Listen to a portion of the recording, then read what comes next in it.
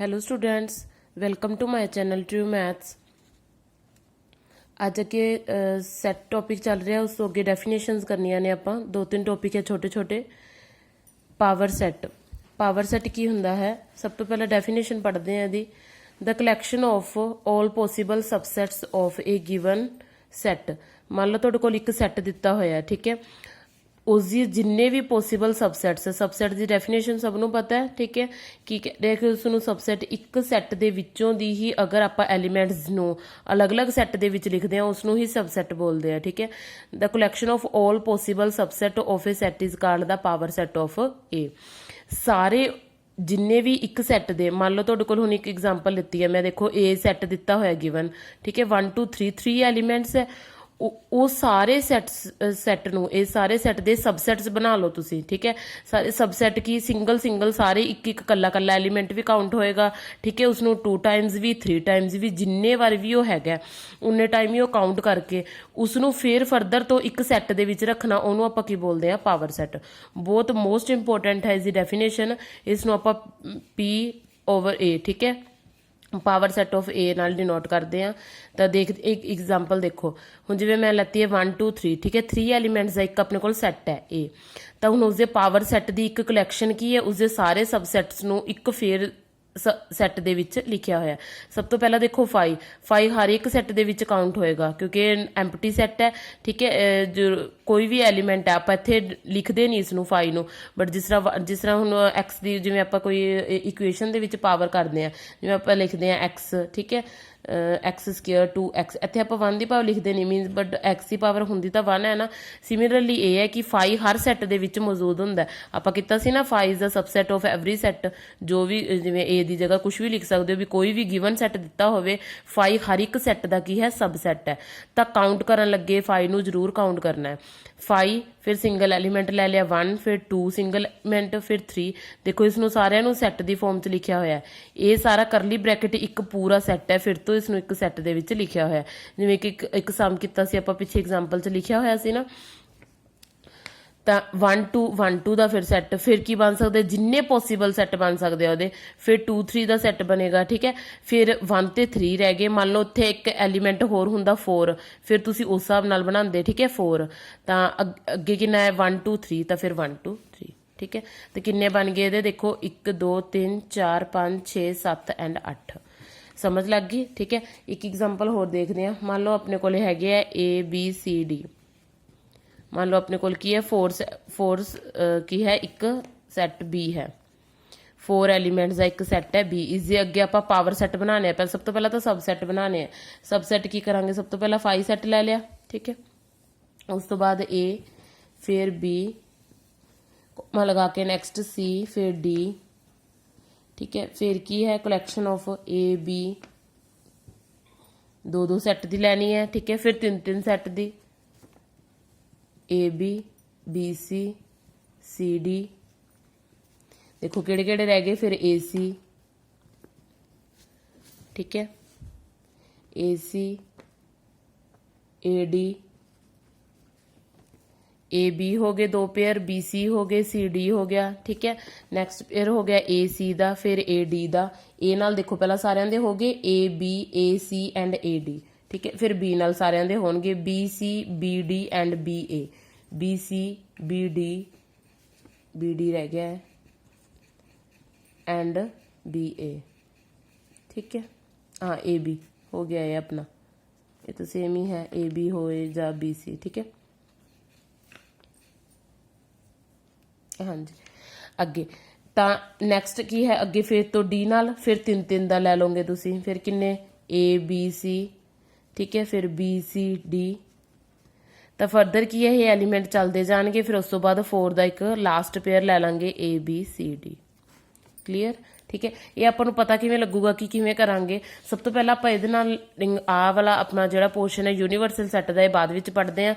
सब तो पहला इहदे नाल एक की है, एक थ्योरम है, उसनों पढ़ते हैं कि कह रहा है। एक थ्योरम बहुत इंपोर्टेंट है। The total number of all possible subset of given set. मान लो तुहाडे कोल एक सैट दिता होया, ठीक है, उसके जिन्ने भी नंबर ऑफ पॉसीबल सबसैट्स बनते हैं उसनों आपां एक ਇੱਕ ਕੀ ਹੈ ਐਲੀਮੈਂਟ ਦੇ ਵਿੱਚ ਇੱਕ n element means n element ਇੱਥੇ ਕਿਸ ਨੂੰ ਡਿਨੋਟ ਕਰ ਰਿਹਾ ਜਿੰਨੇ ਉਸ ਸੈੱਟ ਦੇ ਵਿੱਚ ਐਲੀਮੈਂਟ ਹੋਣਗੇ containing n elements is 2 raise power n ਠੀਕ ਹੈ ਕੀ ਕਹਿ ਰਿਹਾ ਕਹਿੰਦੇ ਦਾ ਟੋਟਲ ਨੰਬਰ ਆਫ ਇੱਕ ਕਿਸੇ ਵੀ ਸੈੱਟ ਦੇ ਕਿਸੇ ਇੱਕ ਸੈੱਟ ਦੇ ਉਨੇ ਹੀ ਸਬਸੈਟ ਹੋਣਗੇ ਜਿੰਨੀ ਉਸ ਦੇ ਵਿੱਚ ਐਲੀਮੈਂਟ ਹੋਏਗੀ ਜਿੰਨੀ ਉਹਦੇ ਵਿੱਚ ਐਲੀਮੈਂਟ ਹੋਏਗੀ ਉਹਦੀ 2 ਦੀ ਪਾਵਰ n ਕਰ ਦਿਓ ਮੈਂ ਤੁਹਾਨੂੰ ਡਾਇਰੈਕਟ ਕੁਐਸਚਨ ਆ ਜਾਏ ਤਾਂ ਵੀ ਤੁਸੀਂ ਲਿਖ ਸਕਦੇ ਹੋ ਹੁਣ ਦੇਖੋ ਆਪਾਂ ਉੱਪਰ ਕੀਤਾ ਸੀ ਦੇਖੋ ਇਸ ਦਾ ਪ੍ਰੂਫ ਠੀਕ ਹੈ ਪ੍ਰੂਫ ਅਗਰ ਕਰਨਾ ਹੈ ਬੱਚੇ ਐਗਜ਼ਾਮ 'ਚ ਪ੍ਰੂਫ ਵੈਸੇ ਆਂਦਾ ਨਹੀਂ ਅਗਰ ਕਰਨਾ ਤਾਂ ਤੁਸੀਂ ਕਰ ਵੀ ਸਕਦੇ ਹੋ ਕੋਈ ਉਹ ਨਹੀਂ ਬਾਏ ਆਪਾਂ ਇੰਡਕਸ਼ਨ ਮੈਥਡ ਨਾਲ ਮੰਨ ਲਓ ਤੁਹਾਡੇ ਕੋਲ ਇੱਕ ਕੋਈ a ਗਿਵਨ ਹੈ ਠੀਕ ਹੈ a b the given set ਹੈ ਉਸ ਵਿੱਚ ਕੀ ਹੈ ਤੁਹਾਡੇ ਕੋਲ n number of elements n number of elements ਠੀਕ ਹੈ ਕੰਟੇਨਡ ਇਨ a ਲਿਖ ਸਕਦੇ ਹਾਂ ਆਪਾਂ ਵੀ a ਦੇ ਵਿੱਚ ਕੰਟੇਨ ਕਰ ਰਿਹਾ ਠੀਕ ਹੈ ਤਾਂ ਨੈਕਸਟ ਕੀ ਹੈ ਨੰਬਰ ਆਫ ਸਬਸੈਟਸ ਅੱਗੇ ਅੱਗੇ ਕੀ ਹੈ ਇਹਦਾ 1 ਇਹਦਾ 5 ਕੀ ਹੈ 5 is one of the subset 5 is one of the subset of a ਠੀਕ ਹੈ ਅੱਗੇ ਇੱਕ ਸੈੱਟ ਦੇ ਵਿੱਚ ਇਸ ਨੂੰ ਲਿਖ ਲਓਗੇ ਹੁਣ ਅੱਗੇ n1 ਲੈ ਲਓ n1 ਇਹਦਾ ਅਨਦਰ ਸਬਸੈਟ ਹੈ n2 ਸਿਮਿਲਰਲੀ ਅੱਗੇ ਵਧਦੇ n ਤੱਕ nth ਟਰਮ ਕਿਉਂਕਿ n ਟਰਮ ਲੈਤੀ ਹੈ ਆਪਾਂ ਜਰਨਲ ਟਰਮ ਹੁੰਦੀ ਹੈ n ਠੀਕ ਹੈ n ਨੰਬਰ ਆਫ ਐਲੀਮੈਂਟਸ ਲੈਤੇ ਹੈ ਮੰਨ ਲਓ ਅਗਰ ਮੈਂ 3 ਲੈ ਲੈਂਦੀ ਤਾਂ 3 ਦੇ ਵਿੱਚ ਕੀ ਲਿਖਦੇ ਤਾਂ ਜਿਵੇਂ 5 ਇਹਦਾ ਐਲੀਮੈਂਟ ਹੈ ਫਿਰ 1 ਹੈ ਫਿਰ 2 ਹੈ ਜਿਵੇਂ ਤੁਹਾਨੂੰ ਆ ਪੇਅਰਸ ਬਣਾ ਕੇ ਦਿਖਾਏ ਸੀ ਸਿਮਿਲਰਲੀ ਆ ਠੀਕ ਹੈ ਸਾਰਿਆਂ ਦੀ ਇਹ ਇੱਕ ਆਪਣੇ ਕੋਲ ਕੀ ਬਣ ਜੂਗੀ ਬਾਇਨੋਮੀਅਲ ਬਣ ਜੂਗੀ ਜਦੋਂ ਆਪਾਂ ਇੱਕ n ਲਵਾਂਗੇ ਤਾਂ nc0 nc1 ਤਾਂ nc2 ਸਾਰਿਆਂ ਨੂੰ ਐਡ ਕਰ ਦੋ ਸਾਰਿਆਂ ਨੂੰ ਜਦੋਂ ਆਪਾਂ ਐਡ ਕਰ ਦਾਂਗੇ nc0 plus nc1 plus nc2 ਠੀਕ ਹੈ ਅਪ ਟੂ n ਤੱਕ ਐਲੀਮੈਂਟ ਹੈ ਤਾਂ ਇਹ ਕੀ ਬਣ ਜਾਏਗਾ ਆਪਣੇ ਕੋਲ ਪਹਿਲਾ ਤੇ ਬਾਕੀ ਵਾਲੇ ਤਾਂ ਸਾਰੇ ਹੀ ਕੱਟੇ ਜਾਣਗੇ 1 ਪਲਸ 1 ਇਸ ਨੂੰ ਆਪਾਂ ਲਿਖ ਸਕਦੇ ਹਾਂ n ਤਾਂ 2 ਦੀ ਪਾਵਰ n ਫਾਰਮੂਲੇ ਦੀ ਡਰਾਈਵੇਸ਼ਨ ਕਰਨੀ ਹੈ ਤੁਸੀਂ ਕਰ ਸਕਦੇ ਹੋ ਬਟ ਵੈਸੇ ਇਹ ਸਟੈਂਡਰਡ ਰਿਜ਼ਲਟ ਹੈ ਇਸ ਨੂੰ ਯਾਦ ਰੱਖਣਾ ਇੱਕ ਸਟੈਂਡਰਡ ਰਿਜ਼ਲਟ ਦੇ ਤੌਰ ਤੇ ਕੋਈ ਵੀ ਸੈੱਟ ਦਿੱਤਾ ਹੋਵੇ ਉਸਦੇ ਸਬਸੈਟ ਕਿੰਨੇ ਬਣਨਗੇ 2 ਦੀ ਪਾਵਰ ਉਹਦੇ ਵਿੱਚ ਜਿੰਨੇ ਐਲੀਮੈਂਟ ਹੈ ਉਨੇ ਕਰ ਦਿਆ ਕਰੋ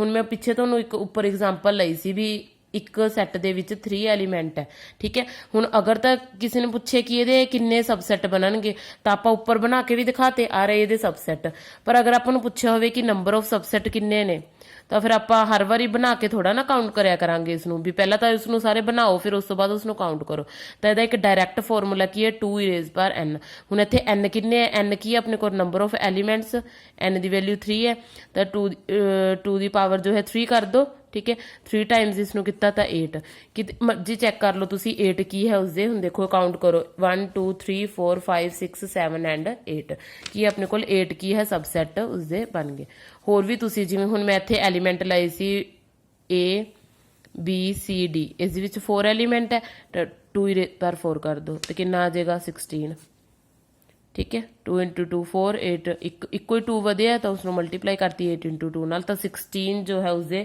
ਨੰਬਰ ਆਫ ਸਬਸੈਟ ਬਣਨਗੇ ਕਲੀਅਰ ਠੀਕ ਹੈ ਇੱਕ ਹੋਰ ਕੋਈ ਐਗਜ਼ਾਮਪਲ ਲੈ ਕੇ ਦੇਖ ਲਓ ਜਿਸ ਤਰ੍ਹਾਂ ਮੰਨ ਲਓ ਤੁਹਾਡੇ ਕੋਲ ਐਗਜ਼ਾਮਪਲ ਕੋਈ ਹੋਰ ਲੈ ਲਈ ਮੈਂ -1 0 1 ਠੀਕ ਹੈ -1 0 ਹੁਣ ਇਸ ਦੇ ਵਿੱਚ ਵੀ ਕੀ ਹੈ ਆਪਣੇ ਕੋਲ ਤਿੰਨ ਹੀ ਐਲੀਮੈਂਟ ਨੇਗੇ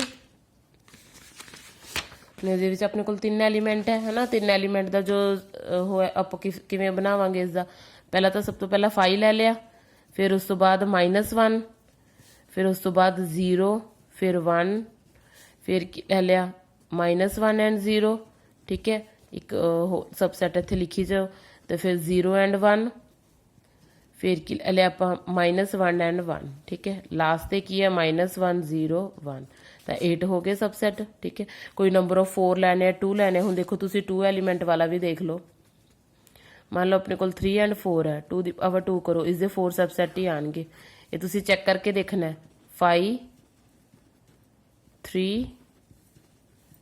4 3 4 2 ਟਾਈਮਸ ਇਸ ਨੂੰ ਆਪਾਂ ਲਿਖ ਹੀ ਨਹੀਂ ਸਕਦੇ ਕਲੀਅਰ ਇਸ ਦੇ ਨੰਬਰ ਆਫ ਸਬਸੈਟਸ ਕਿੰਨੇ ਆ ਗਏ 4 ਉਸ ਤੋਂ ਬਾਅਦ ਇਹ ਕਲੈਕਸ਼ਨ ਜਦੋਂ ਆਪਾਂ ਆ ਸੈੱਟ ਲਗਾ ਦਿੰਦੇ ਆ ਤਾਂ ਉਹ ਕੀ ਬਣ ਜਾਂਦਾ ਆਪਣੇ ਕੋਲ ਇੱਕ ਪਾਵਰ ਸੈੱਟ ਕਲੀਅਰ ਸਮਝ ਲੱਗ ਗਈ ਠੀਕ ਹੈ ਇਹ ਥਿਊਰਮ ਵੀ ਪੜ੍ਹ ਲੈਣੀ ਇਸ ਦੀ ਸਟੇਟਮੈਂਟ ਨੋਟ ਡਾਊਨ ਕਰਕੇ ਇਸ ਦਾ ਸੋਲੂਸ਼ਨ ਦੇਖ ਲੈਣਾ ਅੱਗੇ ਚੱਲਦੇ ਹਾਂ ਯੂਨੀਵਰਸਲ ਸੈੱਟ ਤੇ universal set means whole set ਸਾਰੇ ਸੈੱਟ ਦਾ ਜੋ ਆਪਾਂ ਜਿਵੇਂ ਕਹਿ ਦਿੰਦੇ ਸਭ ਤੋਂ ਵੱਡਾ set universal if there are some set under consideration ਅਗਰ ਕੋਈ ਸੈੱਟ ਇਸ ਦੇ ਕੰਸੀਡਰੇਸ਼ਨ ਹੈਗਾ ਦੈਨ ਉਹਦਾ ਹਰ ਇੱਕ element then the set of each of these is a subset.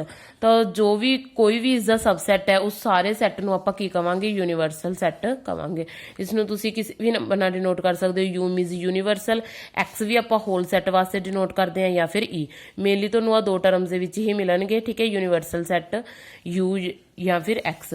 ਜਿਵੇਂ ਹੁਣ ਇਹ ਇੱਕ ਆਪਾਂ ਵੇਨ ਡਾਇਗਰਾਮ ਨਾਲ ਵੀ ਕਰਾਂਗੇ ਅੱਗੇ ਜਾ ਕੇ, ਠੀਕ ਹੈ। ਜਿਵੇਂ ਹੁਣ ਮੰਨ ਲਓ ਇੱਕ ਪੂਰਾ ਯੂਨੀਵਰਸਲ ਸੈੱਟ ਹੈ, ਇਹਦੇ ਵਿੱਚ ਮੈਂ ਤੁਹਾਨੂੰ ਕਹਤਾ ਇੱਕ ਛੋਟਾ ਜਿਹਾ ਇੱਕ ਆਪਣੇ ਕੋਲ ਏ ਸੈੱਟ ਪਿਆ, ਤਾਂ ਬਾਕੀ ਸਾਰਾ ਕੀ ਰਹਿ ਗਿਆ, ਯੂ ਮਾਈਨਸ ਏ, ਕਿਉਂਕਿ ਇਹ ਸੈੱਟ ਕੱਟਿਆ ਗਿਆ ਇਹਦੇ ਵਿੱਚੋਂ ਪੂਰੇ ਇੱਕ ਯੂਨੀਵਰਸਲ ਹੋਲ ਸੈੱਟ ਦੇ ਵਿੱਚ, ਜਿਸ ਵਿੱਚ ਸਾਰਾ ਕੁਝ ਆ ਗਿਆ, 5 ਵੀ, ਸਬਸੈਟ ਵੀ, ਪਾਵਰ ਸੈੱਟ ਵੀ, ਐਵਰੀਥਿੰਗ, ਠੀਕ ਹੈ, ਸਮਝ ਲੱਗ ਗਈ।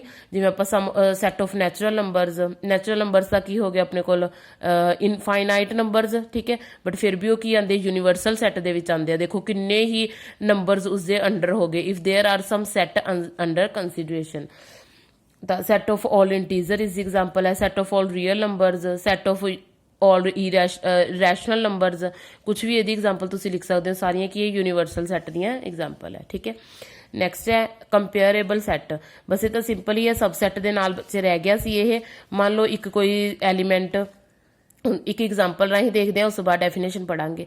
ਏ ਸੈੱਟ ਹੈ, ਮੰਨ ਲਓ ਉਸਦੇ ਵਿੱਚ 3 ਐਲੀਮੈਂਟਸ ਹੈ, ਬੀ ਦੇ ਵਿੱਚ ਵੀ 3 2 1 ਹੈ, ਤਾਂ ਹੁਣ A is the subset of B ਲਿਖ ਸਕਦੇ ਹਾਂ ਇਹਨੂੰ, A is the subset of B and B is the subset of A, ਕਿਉਂਕਿ ਏ ਦਾ ਐਵਰੀ ਐਲੀਮੈਂਟ ਬੀ 'ਚ ਹੈ, ਬੀ ਦਾ ਐਵਰੀ ਐਲੀਮੈਂਟ ਏ 'ਚ ਕੰਟੇਨ ਕਰ ਰਿਹਾ, ਤਾਂ ਆਪਾਂ ਲਿਖ ਸਕਦੇ ਹਾਂ A contained in B, B contained A, ਠੀਕ ਹੈ।